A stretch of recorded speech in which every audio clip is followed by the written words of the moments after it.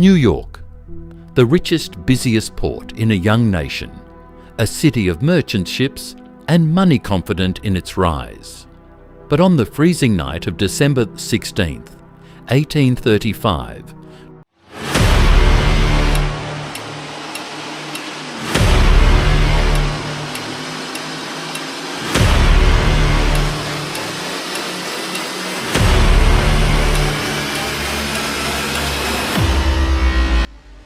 New York caught fire.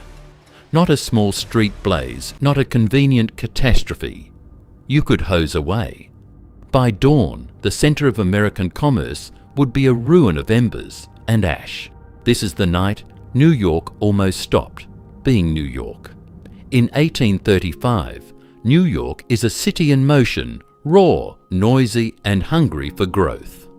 The Erie Canal has rerouted the country's wealth through this harbour. Goods arrive by the ton cotton, sugar, spices, silk. Warehouses line the docks. Money circulates through counting houses and broker rooms that cluster in lower Manhattan. But the city's fabric is still largely combustible. Streets are narrow buildings press shoulder to shoulder. Many facades are timber roofs. Our wooden heat is supplied by stoves, light by gas and candle. The very things that allowed the city to flourish also make it a tinderbox. Winter makes the risk worse. Hoses and pumps stiffen in the cold. The East River begins to ice at the edges. Water that should save the city becomes slow, reluctant, and sometimes unusable. So when a fire starts in a dense cluster of warehouses, everything about the place conspires to make it far worse than anyone expects. It starts in a 5-story counting house, a block of narrow stacked rooms full of paper boxes and bales. A watchman later tells investigators he smells smoke. But a flame appears through a window. Men run with buckets and hand pumps that require muscle instead of pressure. They form lines passing water from hand to hand like an exhausted chain. At first, people believe it will be contained. Fires happen in ports. Men are used to them, but the weather is a partner to the danger. A sharp wind presses embers across roofs and into chimneys. Silk and turpentine stacked for shipment flash into life. The blaze grows with frightening speed. At the river, men hack through slush to get to the water. Hoses freeze. Pumps are temperamental. The city's limited firefighting technology is simply overwhelmed by the chemistry of wind and fuel. The fire moves like a living animal, corkscrewing through alleys and up into roofs. It is heading toward Wall Street, then the financial heart of America, where ledgers represent fortunes and paper promises. If the flames swallow Wall Street, the consequences will not stop at a burned roof or a charred office. They will ripple across markets, across banks, across the young nations. Confidence. City officials and citizens now face a terrible choice. Keep throwing water at a fire the city cannot control or destroy, structures ahead of the flames to create a break, to fight fire with demolition, and in the process sacrifice property to save a larger whole. The idea is unthinkable. You destroy your own city to save it.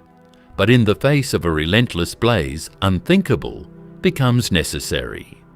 Meet Thomas, a baker who keeps the ovens on Pudding Lane, burning through colder nights. Thomas is small in stature but large in habit. He knows exactly which coals will give even heat where to fold dough, so rising doesn't collapse, which window faces the harbour, so he can watch the light shift. When the first tongues of flame lick the night, he grabs the family ledger and a single loaf. He shouts to his neighbour, and they drag what they can across the street. At first, he thinks the fire will be a memory by morning. Then an ember skitters like a small animal across a roof and sets the shingles alight. Thomas sees his life, the oven, the shop. The memories become a moving orange. His hands are black with ash and soot by dawn. His life is not finished, but the map of his future has been redrawn. As the night presses on, authorities adopt a radical tactic: controlled demolition. Gunpowder from nearby naval stores is hauled into the streets.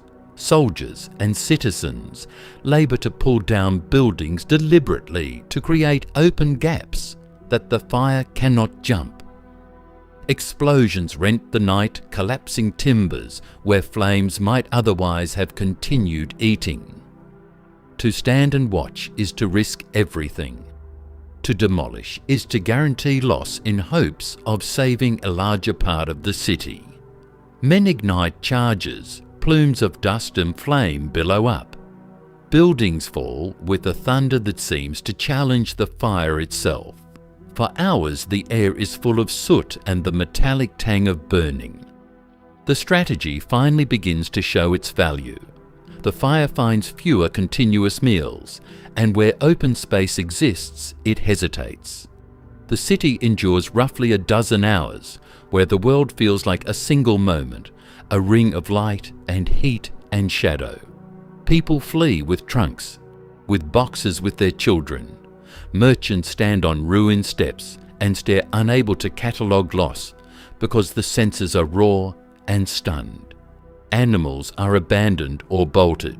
Horses snort in terror, yet the death toll remains lower than people fear. Official reports will later refer to only a small number of fatalities, a fact that both relieves and unsettles the city.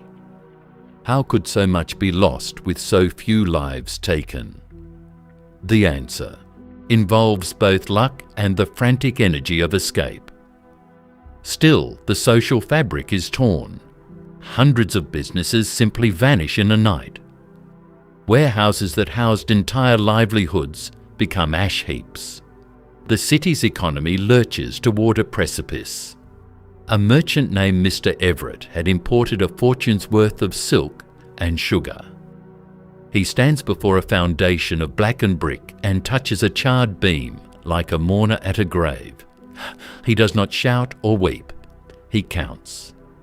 He must know how much of the ledger can be salvaged, whether debts can be settled, whether the business will continue under a new address or with new partners. His face is a lesson in the stoic risk that built commerce in the New World. Loss is personal, but reckoning is public. He will rebuild if he has credit capital and the willingness to continue. In many ways, merchants like Everett are the sinew that ties a city together. When morning comes, the sky is pale and the city is altered. Smoke still curls, but the great tongues of flame have been mostly spent. Whole blocks are reduced to foundations and char streets are piles of ruined goods and collapsing timbers. The air tastes of iron and ash. The hum of a working port is replaced by the creak of wagons hauling debris and the steady voice of men organising salvage. Observers count properties, insurance. Men make notes, priests move among the homeless. The first practical questions arrive. Where will the displaced sleep? How will food be supplied? What about water? What about the banks? The damage is immense. Hundreds of buildings have been destroyed.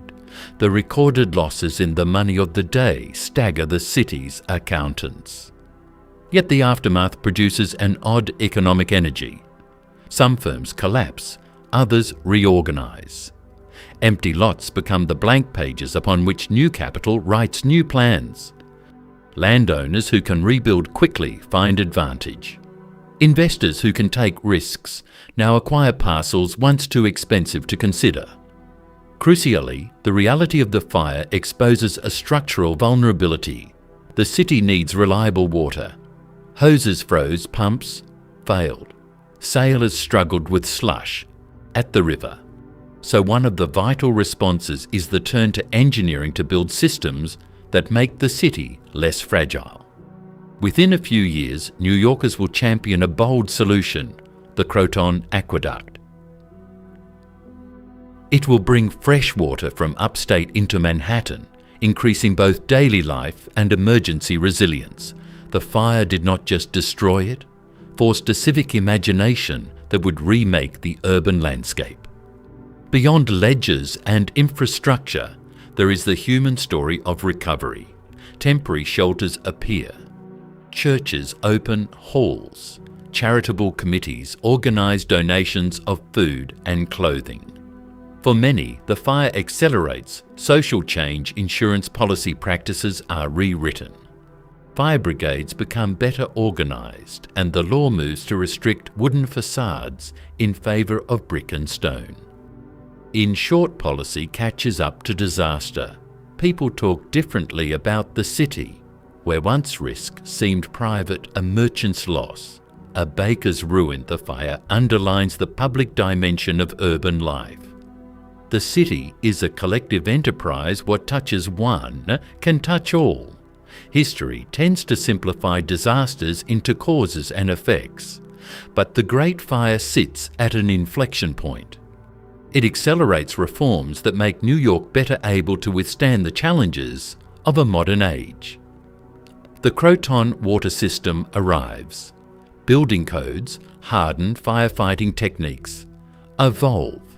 The city begins to think in terms of networks rather than isolated buildings. Insurance matures. Capital flows back with a clearer sense of risk and reward. And the most important change is cultural New Yorkers come to see themselves as a people who rebuild, not because they must, but because rebuilding is part of who they are. The Great Fire of 1835 is not the only catastrophe New York will face. Far from it. Fires, epidemics, financial panics, wars, and most of all, the relentless churn of growth will test the city again and again. Each time New York answers not by surrendering, but by reimagining new waterworks, new laws, new technology, new neighborhoods. Out of the ruin comes a determination to build infrastructure that matches the city's ambitions. In that sense, the fire is a lesson in civic engineering and collective character. It forces a question: do we respond to crisis with denial, or do we respond with design? New York increasingly chooses design. Remember the baker, Thomas, and the merchant Everett. Their stories are small threads in a much larger fabric. Thomas opens another oven months later, as the lot he once owned is rebuilt in brick.